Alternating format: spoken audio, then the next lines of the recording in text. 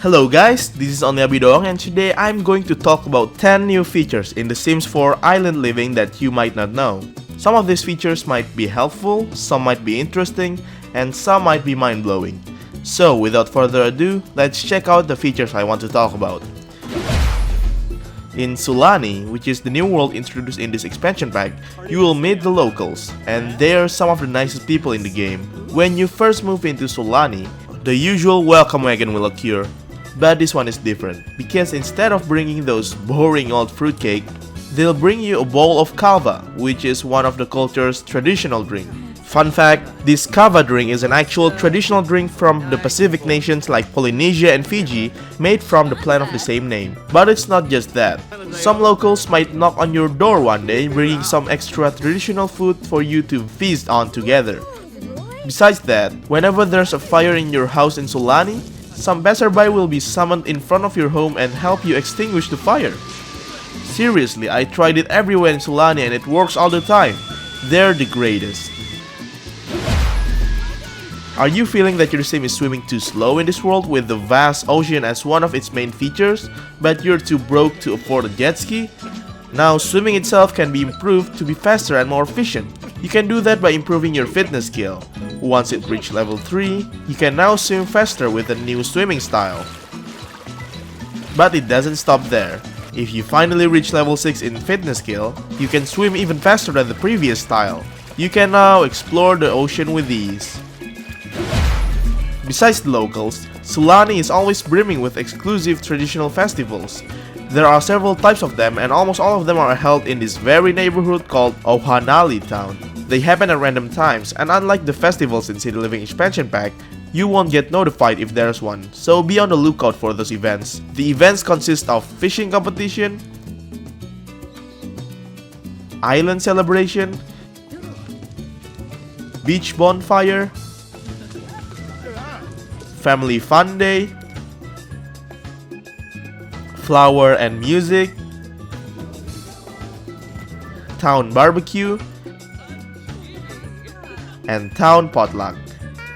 And not just that, if you manage to keep the Muapelam Island, is that how you pronounce it, clean and conserve their ecosystem, you might find the turtle hatching event where you watch and cheer on recently hatched baby turtles slowly going back to the sea. This expansion pack also introduces 2 new personality traits, Child of the Ocean and Child of the Island. I want to talk about the latter because there's an interesting feature I want to show. With this trait, your sim can do this exclusive interaction called Summon Island Elementals.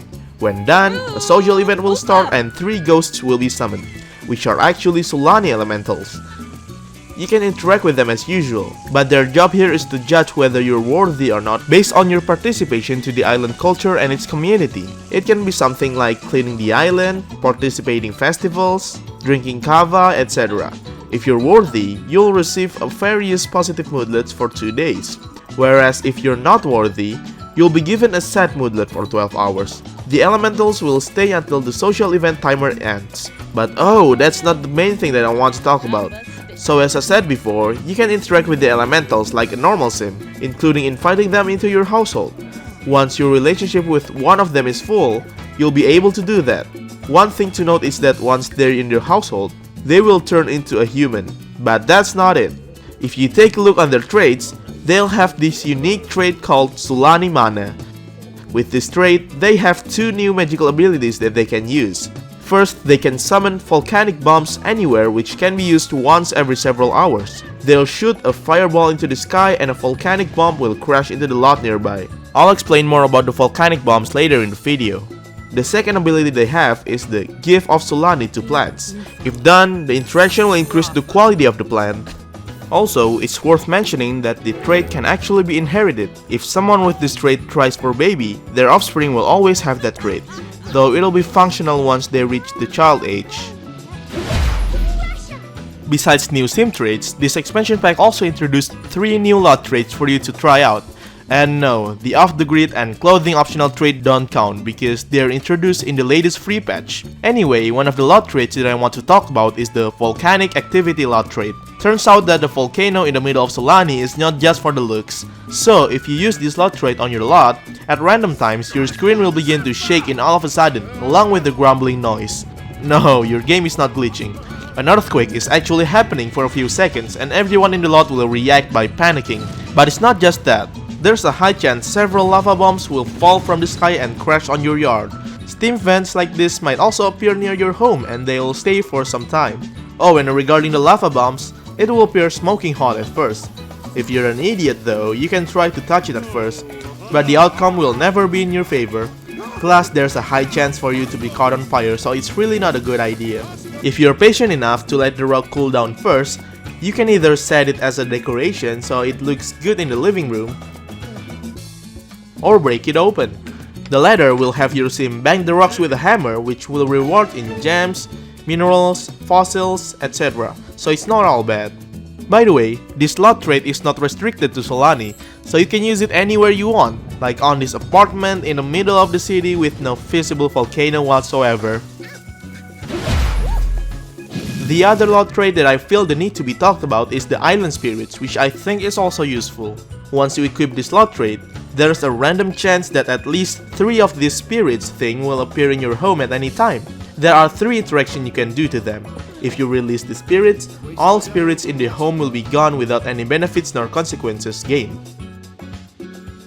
If you banish them, they'll get angry at you and you'll obtain this tense moodlet for around 6 hours.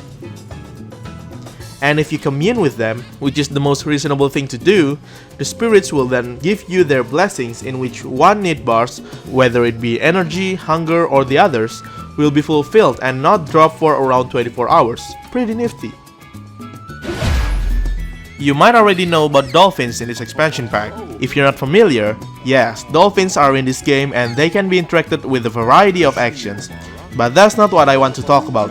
So if you played with dolphins before, you might think that there's only one type of dolphin that you can encounter. But actually, there are more types of dolphins than this regular one, but they need special conditions in order to appear. First, if your sim is a mermaid, they can summon a unique type of dolphin called the azure dolphin for 30 hydration anytime as long as they're in the ocean. As the name suggests, it has a slight bluish color than the regular dolphin. Once summoned, the mermaid will have full relationship with them. The other type of dolphin requires you to take part into the conservation of Muapelam. You can do that by cleaning the beaches and ocean from trash, finding treasures in the sand, and joining the new conservationist career to get the full potential. Once you fully conserve the island, you'll get this notification. And with the island's ecology fully preserved, you can now call the albino dolphin. This dolphin has a more pinkish color than the regular one. These 3 types of dolphins also have their own relationship panel as well. Now go have fun with your new dolphin squad. If you click on a sandy surface, especially on a seashore, there will be an option for you to comb beach for seashells. Your sim can collect different kinds of seashells from doing that. But if you're lucky, you might find this rare type of seashell called quote-unquote ordinary conch shell. The description stated that it's a plain, boring conch shell that won't provoke a response from the aquatically inclined. Alright then, nothing to see here. It's just a regular seashell anyway. Okay, moving on. So, the next one on the list is the I'm just playing with you guys. Anyway, if you click this so-called ordinary conch shell, there's an option to blow the conch. If you do blow the conch, it will produce a horn-like sound. This might attract some peculiar individuals if they're nearby. They will also act strangely after approaching you. You can then ask them about their strange reactions, and after that, it'll be revealed that they're actually a mermaid and this conch shell actually attracts them. So yeah, with this, you can finally have a mermaid friend. Oh, who's this? You wanna hang out, you say? Nah, sorry fam, got a much cooler friend now. So yeah, mermaids are finally in the game. You can even create them directly from Create a Sim. But what if you want your existing sim to become a mermaid? Well, in that case, you will need to do some extra steps. You have to obtain this special item called the Mermaid Kelp. How do you get it then? Well, there are several different ways to obtain them. There's a chance that you'll obtain them after exploring the cave in Muapelam, or if you're scuba diving. But if you want to get them immediately, you can buy it from the rewards store for 500 points. So, once you got them, you can eat them directly. After that, you'll gain an energized moodlet that lasts for 24 hours. If you enter any bodies of water before this moodlet expires, your legs will finally turn into a fin. Congrats, you've officially turned into a mermaid. But what if you want to change your mind and turn back into a human again? In that case, you're going to need 2 of this Mermaid Kelp. Then, eat them twice in a row and that's it. You're not a mermaid anymore. You can confirm it by entering any bodies of water in which your legs won't transform. If you also have the Cats and Dogs expansion pack, specifically for dog owners, you'll be enjoying this one. Not only Sims, but dogs can also swim in the sea. Obviously, you can't just control them to swim there since pets can be controlled directly, remember? Unless you have a mod that allows that, but that's a different case. Anyway, for them to swim in the ocean, control a sim, click on any point on the sea, and then choose Swim With. Choose which dogs you want to swim with and then click OK. Your sim, along with the dogs you've chosen, will now slowly wade into the seashore and start swimming once the water is deep enough. Now you can enjoy swimming in the ocean with your fellow furry companion. And those are 10 new features in the Sims 4 Island Living expansion pack that you might not know. I hope this video helps. Thank you so much guys for watching. I hope you click the like button below, and if you do like Sims videos like this and want more, be sure to subscribe to the channel. See you later!